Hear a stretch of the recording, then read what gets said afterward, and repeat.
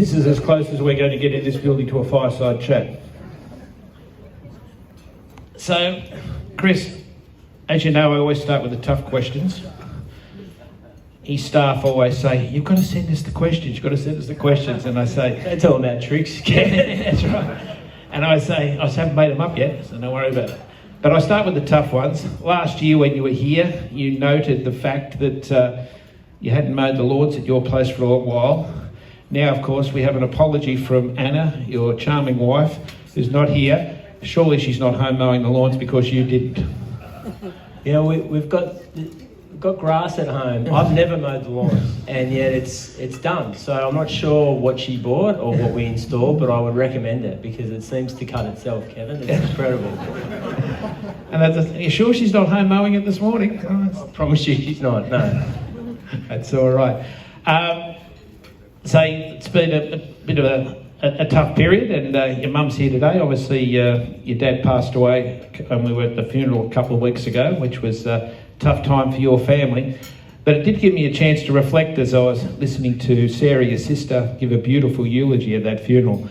And there would have been 500 to 600 people there at St Declan's, just down the road. But it's a chance to reflect that obviously you were brought up in a household where social justice was extremely important. Your father, very successful in his career in education. Your mum, very successful solicitor. But social justice is important. Is that one of the reasons you've always been such a fantastic supporter of the work of the Salvation Army in the local community?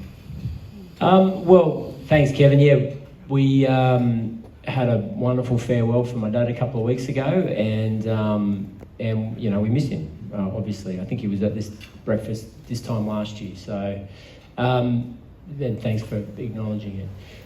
Yeah, I think that my association with the Salvos is a real practical one as a local member for Cogra, and that is that it always seems to happen at 5 o'clock on a Friday afternoon, but you'll often have people come into the office in desperate situation who need help immediately. They can't wait to fill in forms or go through a bureaucratic process and be seen in a couple of weeks. They just need help straight away. So Cherie and the team at Salvos in Hurstville became really important partners with my local electorate office for people who are in desperate situations. They might be living in their cars, they might be in extreme situations fleeing a violent, unsafe household. And the thing I love about the Salvos is there's never judgment. In fact, they put an enormous amount of effort and energy into, you know, love and acceptance that people who never thought they'd have to knock on the door of a charity need help, because everybody needs help at different points. So I love the ethos. The people that work in it devote their professional lives to others, and yeah, it just gives you hope when you're around. So it's been a real privilege to know them. Yeah, and so that, and your certainly support of them is very much appreciated as well. So, just following the family theme, I suppose, I had the privilege of being at your wedding down there at St Pat's, Churchill, many years ago. I'm sure because Francis was invited and I was just a +1, but anyway, that's understandable. But, and, you know, it always strikes me when I see people talk about domestic violence, how, you know, we all attend weddings and there's such beautiful occasions, and then suddenly whatever happens, I don't know, it's too difficult to understand, but it's been an issue that you've obviously been dealing with for a long time, but it's really been to the forefront of people's attentions in recent weeks and months. How do you, as Premier, try to address what is such a very sad and difficult issue within the broader community, something that, you know, obviously you personally cannot have any control over, but in terms of the government, how do you deal with that? Well, the scale of it is massive. I'd love to be able to say it's an isolated incident here or there, and there are certainly shocking examples of it in the media, particularly in the last 48 hours in the Northern Rivers in Lismore, where there was a terrible, and there's no other way of saying it, there was an evil case in Lismore. So the truth is, though, that the scale of it is huge. There's 30,000 people a year are charged with domestic and family violence offences every 12 months. and there's 100,000 individual charges. And we have to do more. Victoria in particular has a declining rate of the prevalence of domestic and family violence, and in New South Wales it's increasing. And no one I think would expect us to create a system that's going to capture all violent offences. There are just terrible people out there that will commit horrible acts, but we can do better than we currently are. So we've made a decision to introduce legislation to reverse bail for those facing serious domestic and family violence charges. Prosecutors will need to take into consideration the views of the victim survivor. There's red flags with behaviour. I mean, a major change to the legal system across all different varieties of domestic and family violence offences. But we've also invested heavily in women's refuges and early intervention programs, because we can do and spend enormous amounts of money to make legislative change, and I do believe that those changes will save lives, but there has to be a cultural change as well. And Victoria's done better than New South Wales in putting money into programs to speak about particularly young men. What are the warning signals? What is the commonality between those that commit shocking crimes on their family members? And how do we make a real impact so that we can reduce the incidence of domestic and family violence? Second part of it, having spoken to the Salvos this morning, is housing. And we are one of the most expensive cities in the world. Just to put this in perspective, the average house in Sydney costs $1.5 million. The average house in Melbourne costs $1 million. And the difference between those two is massive, obviously 50%. So those cities are roughly the same size, and money just doesn't go as far in Sydney. So there are many examples across the city of women in particular who are staying in unsafe, violent households because they don't have a choice. So we have to do more on housing. And I'm the first to admit my government's got to pick up its act and do more on all of these different levels so that we can make a real impact on the rate and the incidence of domestic violence in the community. I'm proud to say, actually, obviously I'm a director here at the club, and this club has just actually, not just a couple of years ago, bought a block of units, which I obviously won't say where, which has got 14 units, and they've been given to a service that provides support for domestic victims of domestic violence, and they put families into those facilities. And as I say, I know the Salvation Army does some wonderful work there, and Ashvini here sitting in the front, she works for St Vincent de Paul, who also do similar stuff, and I suppose it's a case of putting all those services together to address the problem, which is a great segue into housing. You've obviously been very much to the forefront, and you've just touched on it there, about trying to provide additional housing communities, and one of the areas is obviously essential workers, and those workers being able to live close to the communities in which they work. I suppose you want to expand that a little? Yeah, I mean, the cost of living crisis is massive. It's impacting everybody. When I was younger, 20 years ago, the question my friends and my family would ask each other is, would we ever be able to afford to buy a place in Sydney? The current generation asks each other, will they ever be able to afford to rent a place?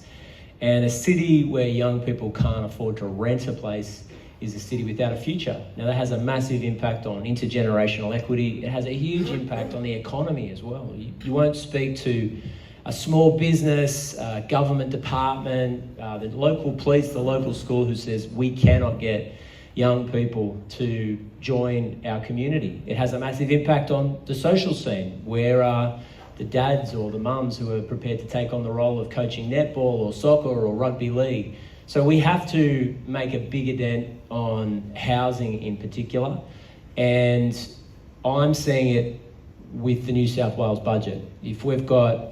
When you've got rents or house prices increasing by double digits year on year on year, doesn't matter how much you outlay in wages, if they can't pay the rent and they can't pay the mortgage, they're going to up and leave for other jurisdictions around the country. Because we have a wonderful education system in the country, because we've got good TAFE, vocational education and university, we've actually got an educated workforce that's prepared to move, and that will be at Sydney's expense. So we've taken tough decisions. We've been working really well with Sam here in Georges River about getting some common sense changes to density levels, not everywhere, not in every street, but just around public transport, so that the next generation of young Australians can call this city home and write their chapter in the history of Sydney. And if this gets out of hand, then you do end up with a situation like some of the cities in Southeast Asia, like Hong Kong, or the big European capitals, where if you're not a multi-millionaire, you're locked out. And that has a devastating impact on a place like Sydney. Absolutely. I suppose good segue into the next opportunity for a comment on this. Yesterday, you announced a major decision to make sure that the lights stay on in New South Wales going forward. How do you address, because the federal government says you want to get involved, state government, in terms of the provision of energy into Australia, recognising the needs going forward? Obviously that was a major decision which was very welcomed yesterday, and so keeping the lights on, how do we go about that? Yeah, I think we got bagged out and praised in roughly equal measure, Kevin, so... You've done pretty well then, really, yeah. We'll split the difference. We've upset everybody. Look, we're very practical. I like to think we're a very practical government. We get the information in, we get the data. We don't try and put some political lens over it. We just make a decision that we think is in the best interest of the state. And I couldn't run the risk, particularly with every other element of the basket of goods that households have to pay going through the roof, that energy bills would rapidly spike, or it would disrupt manufacturing in particular. So we made the decision about Eraring. It's for a limited time.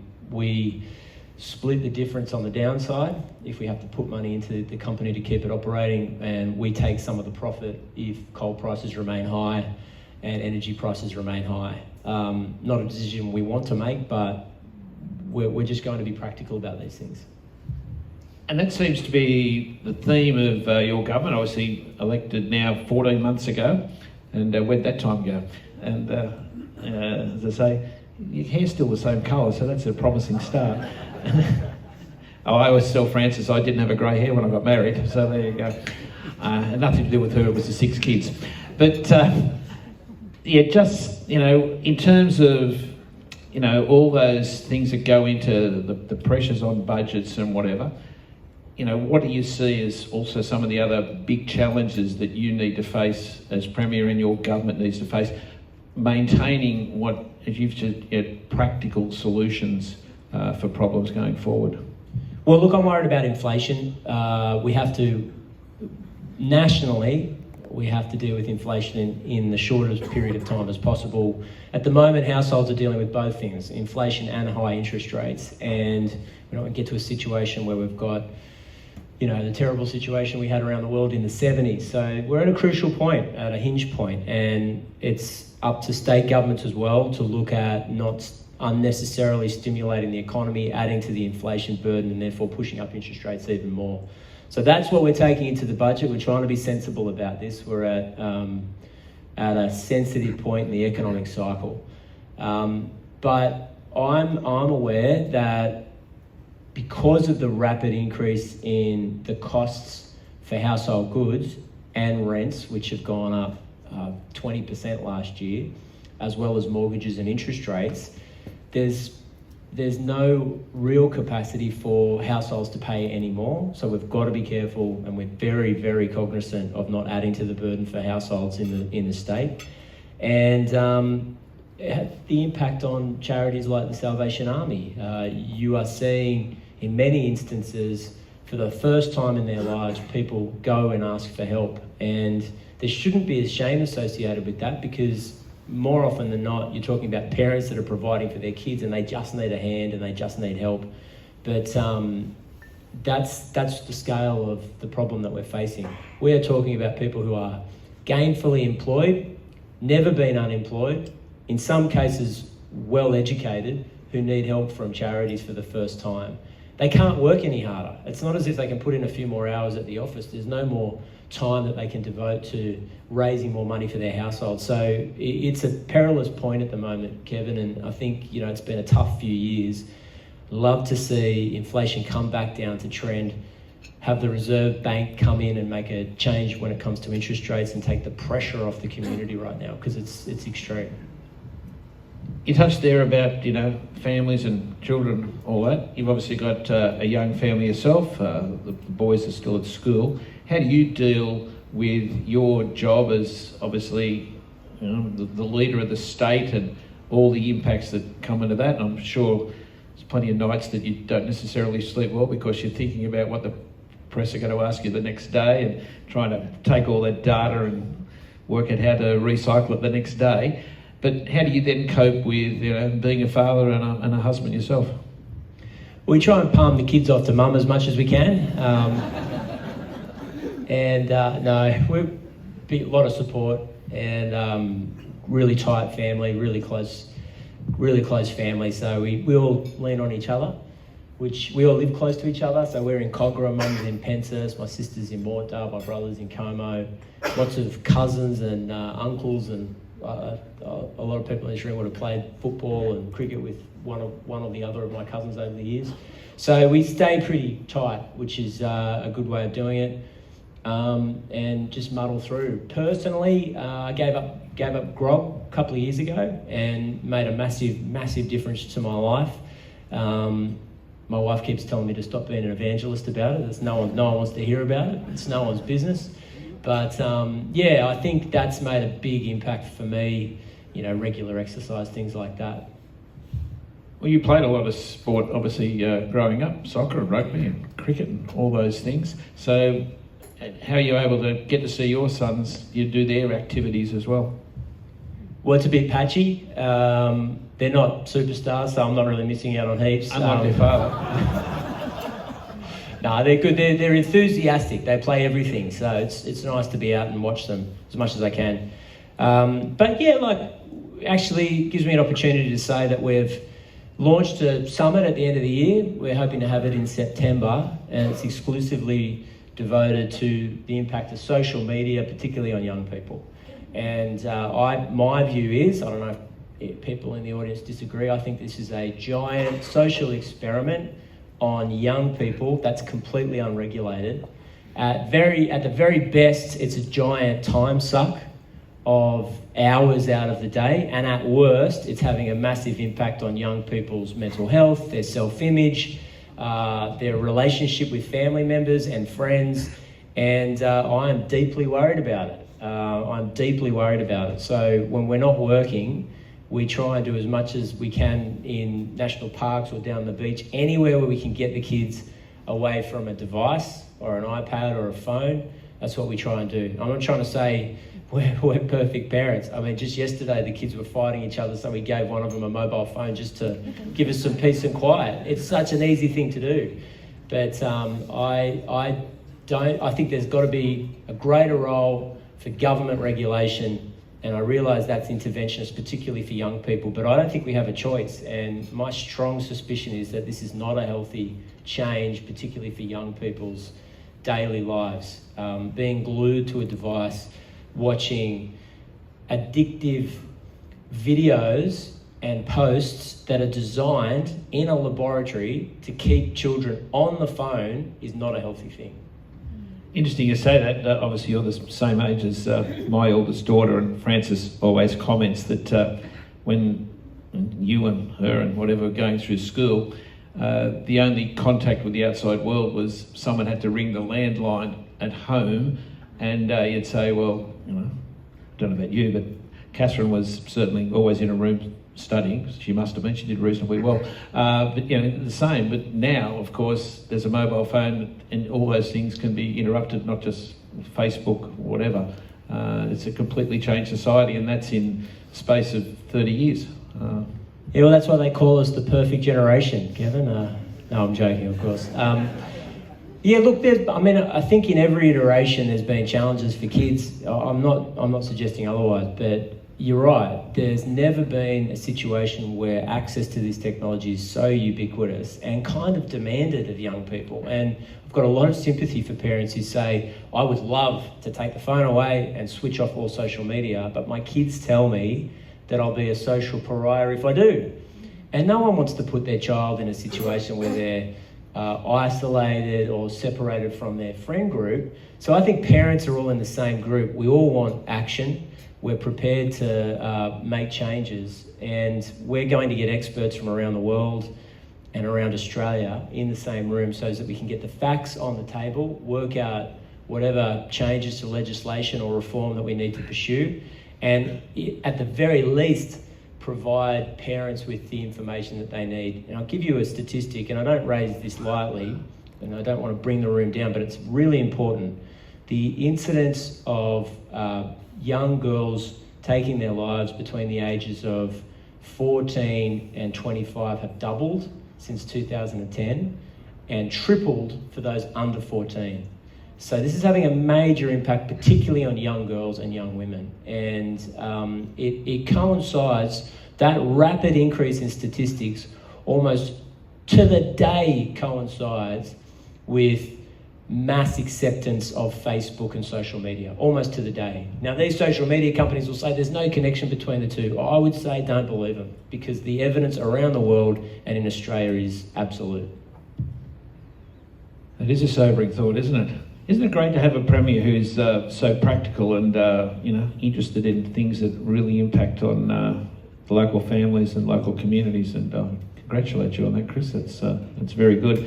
Yeah, very much so. Yeah. So I suppose this brings me on. I'm a little over time. It's not my fault. It's the fact that you're so good. I suppose the elephant in the room is that last night I was out with some of my former friends with Canterbury Leagues Club. Now I've got the CEO of the Bulldogs sitting down there in front of us, and my good friends here at the Dragons are sitting right there. And Craig Young's a lot bigger than you, by the way, so be careful how you answer this question. He's even bigger than your security, but that's another story. Here's your chance. You beat me last night. How good are you feeling about being a Bulldog supporter today? Well, I feel good, but I'm cognizant that I don't want to irritate a whole bunch of voters in my election. I told you it was practical. One of my biggest challenges as the member for Cogger is that I've been a lifelong Bulldog supporter, and Albert and Ralph, thank you, and Edgy have always given me a lot of grief about it, but yeah, I bleed blue, so we're on the way back, aren't we, Aaron? It's coming good.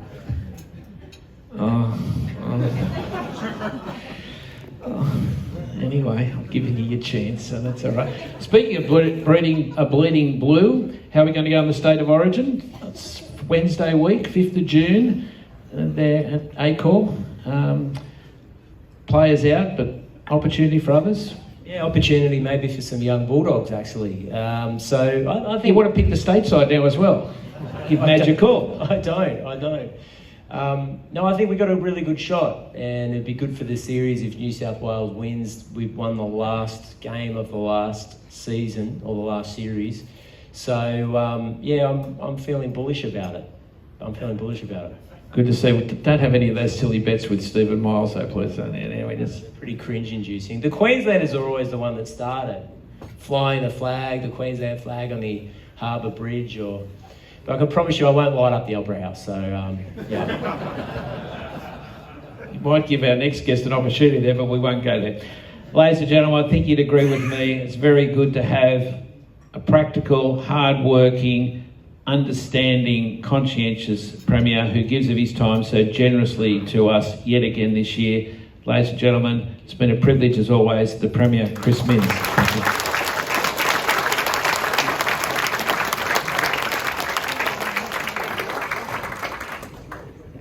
Now we just